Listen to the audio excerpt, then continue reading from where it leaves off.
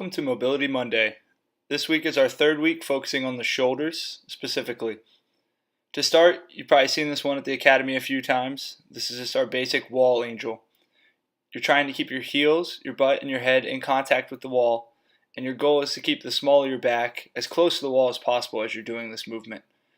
You just start by gliding your hands up the wall, trying to keep elbows and wrists in contact. Start small with your range of motion, then gradually increase. If you really struggle to keep your hips and that low back on the wall, bring your feet off the wall slightly and continue.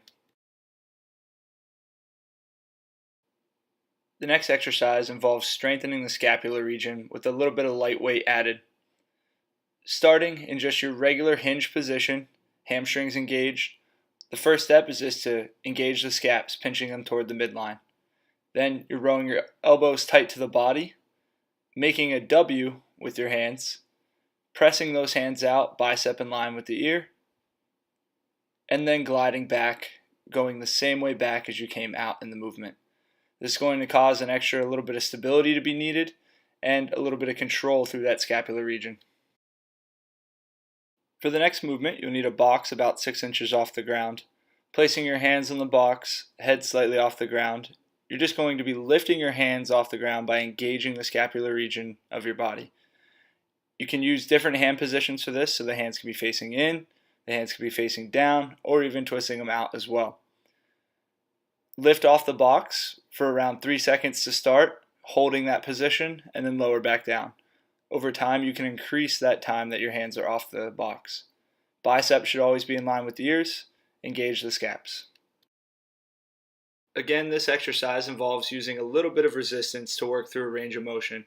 Start with your legs out wide, trying to keep the toes pointed up as best you can, and then you're going to make complete circles around your head with the weight. You can either use a dumbbell, med ball, kettlebell, anything that just adds a little bit of resistance. The goal is for your head to stay relatively still and you to work that kettlebell around. This is going to work that scapular range through a complete range of motion with that extra bit of weight.